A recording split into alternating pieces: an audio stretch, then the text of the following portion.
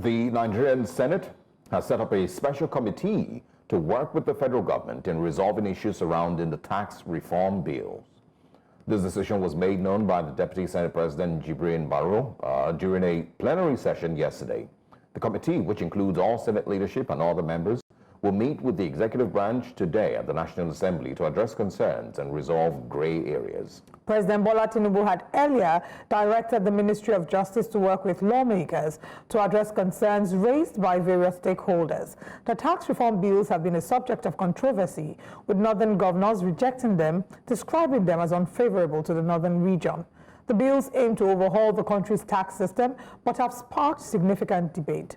Our guest today has followed the issues surrounding the tax reform bills closely.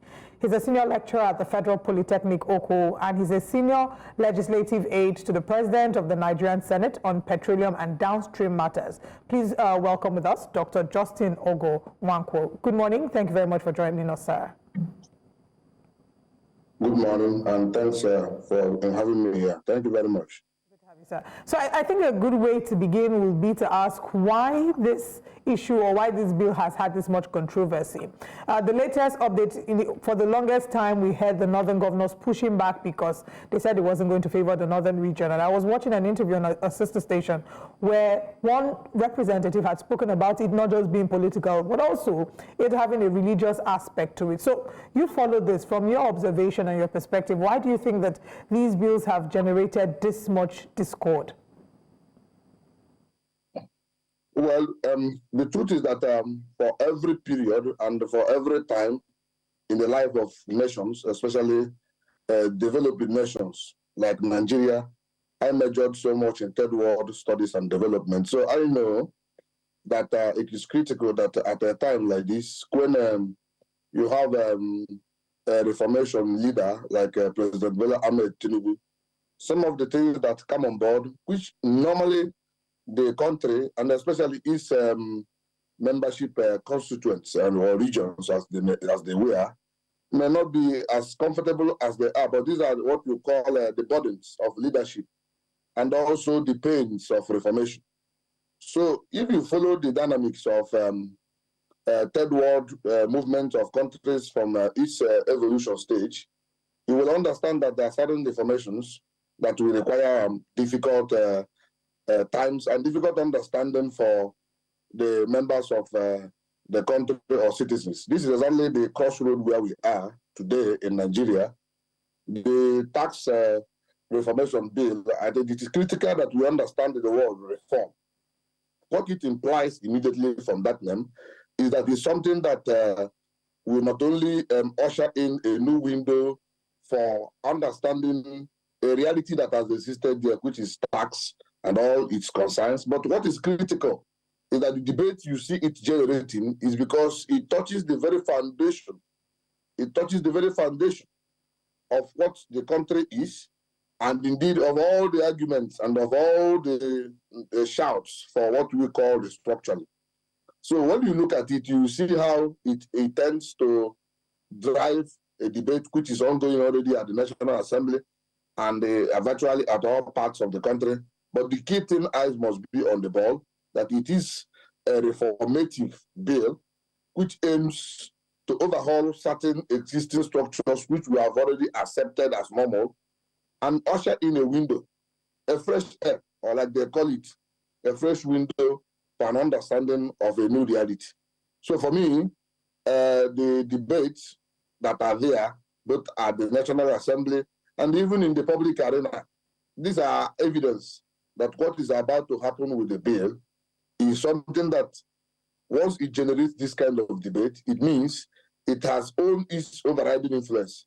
It is topical, it is touching every nook and cranny of the country, and its results can be imagined, which I see from a very much positive angle. So the issues of what we may call talks or what we may call opinions from either the northern governors, leaders, for me, it is something that we must, as a matter of fact, which is already going on at the National Assembly, which we must place at the very seat of where the people are, which is at the NAS. And I think the leader, President President of the Senate, Senator Godswill Akpabio, is quite on it. You could see the candor, the manner upon which he's handling these issues, and you could see that as the meetings and the debates are going on, Nigerians will have the opportunity to really understand when we say tax reform, or even the incentives therein, or the dimensions and the calibrations of a new tax system for us. Everybody will understand that after the robust debate led by Senator Godswill Akpabio's leadership at the National Assembly, I think at the end of the day, Nigerians will benefit more. Let the debate continue, and let us all see where the entire discussion will end.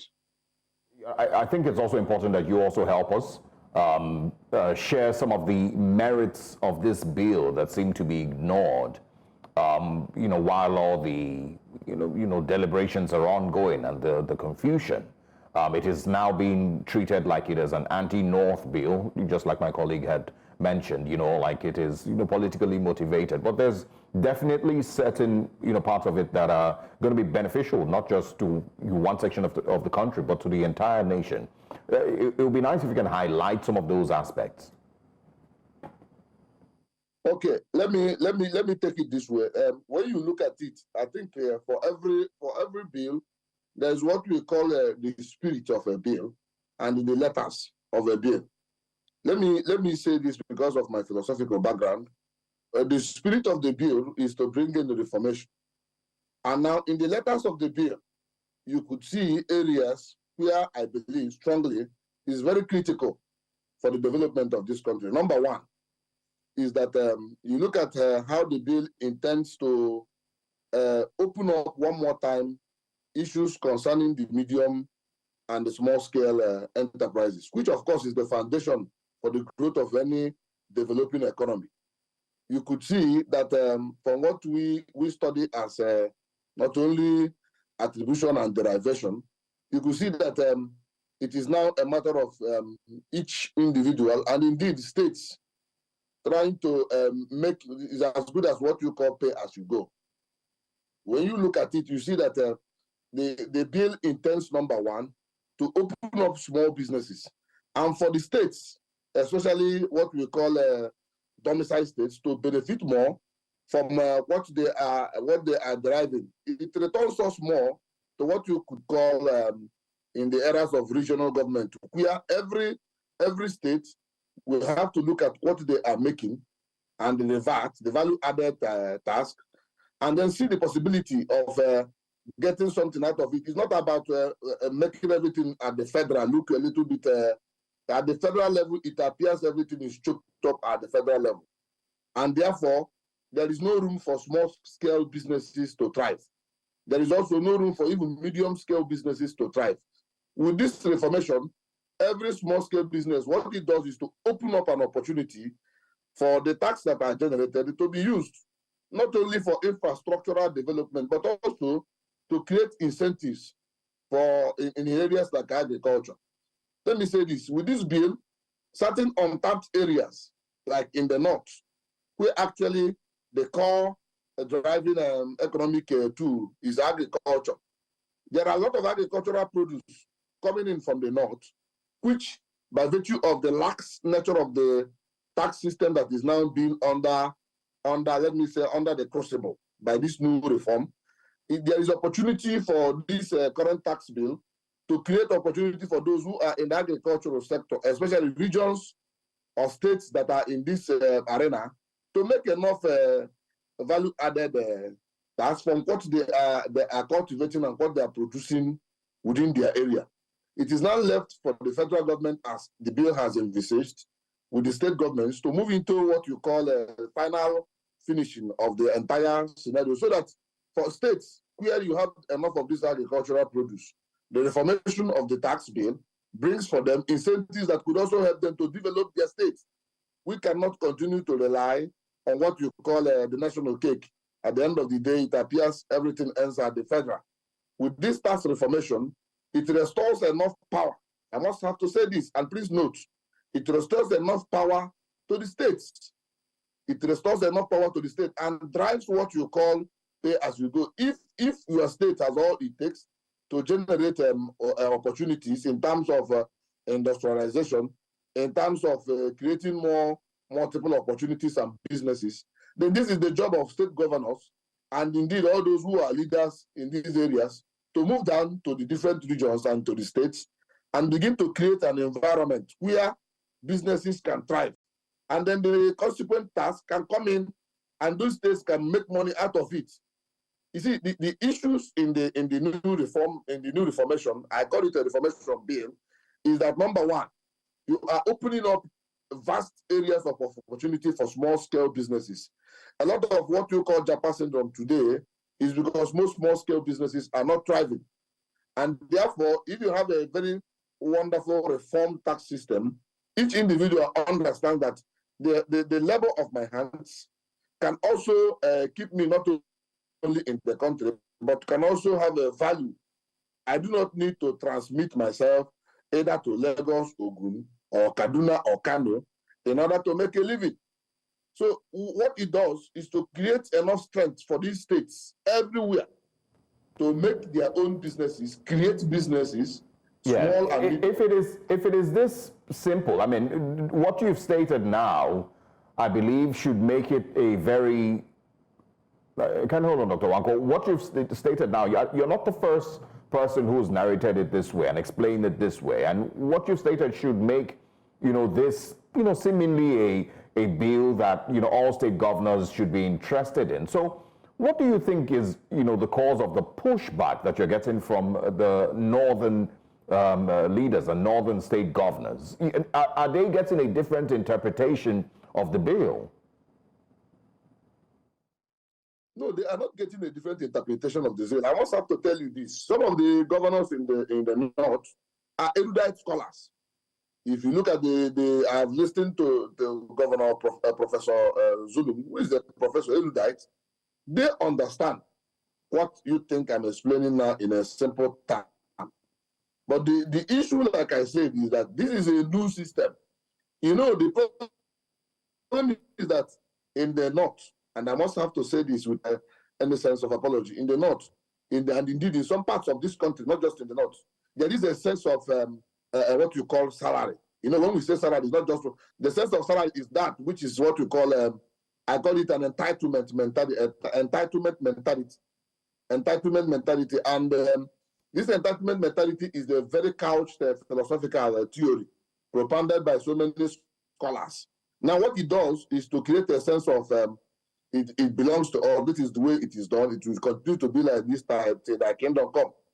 What you see these northern governors and indeed some elites in the north doing is to allow a status quo. It has always been the case when you see arguments and indeed essays and scholars and the research on the idea of restructuring.